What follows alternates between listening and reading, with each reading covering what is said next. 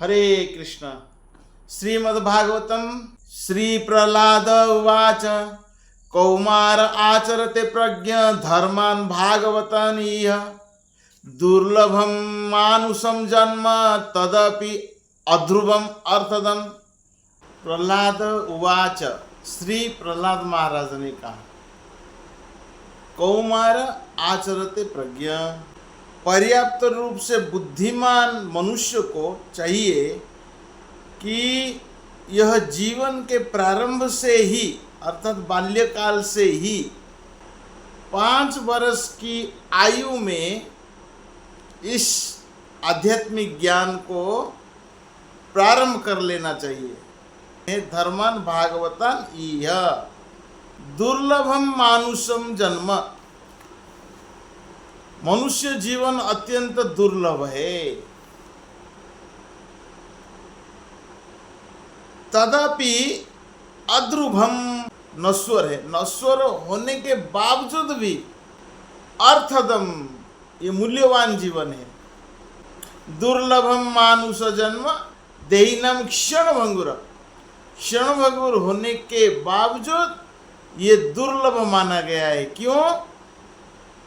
तत्रापि दुर्लभ मन्ये वैकुंठ प्रिय दर्शनम, क्योंकि हम भगवत प्राप्ति कर सकते हैं, क्योंकि मनुष्य शरीर इतना दुर्लभ है जो भगवत प्राप्ति हो सकता है।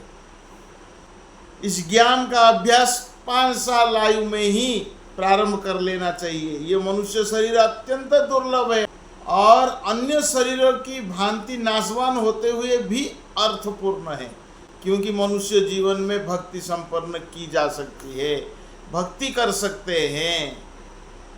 यदि निष्ठापूर्वक किंचित भी भक्ति की जाए तो पूर्ण सिद्धि प्राप्त हो सकती है। स्वल्पमप्यस्य धर्मस्य त्रायते महतो भयात्, किंचित मात्र भक्ति करने से महान भय से रक्षा हो सकती है। इस पथ पर की गई थोड़ी प्रगति भी मनुष्य को अत्यंत घातक पथ से बचा सकती है। वैदिक साहित्य के निर्णय से सरोकार न रखने के कारण आधुनिक सभ्यता मानव समाज के सदस्य के प्रति इतनी क्रूर है कि बच्चों को ब्रह्मचारी बनने की शिक्षा देने की जगह माताओं को शिक्षा देती है कि जनसंख्या न बढ़ने देने हेतु वे गर्भ में ही अपने बच्चों को मार दे।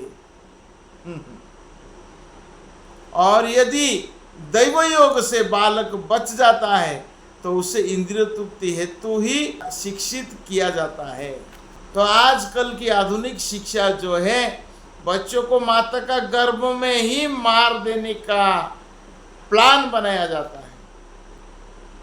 वास्तव में शास्त्र के अनुसार अपने बच्चों को ब्रह्मचारी रहने का ज्ञान देना आवश्यकता है। इस ज्ञान देना बजाय उसे इंद्रिय तृप्ति की शिक्षा देते हैं। तो मनुष्य जीवन अत्यंत दुर्लभ क्यों है? न व्यक्ति को भगवत धाम वापस जाने का अवसर प्रदान करता है।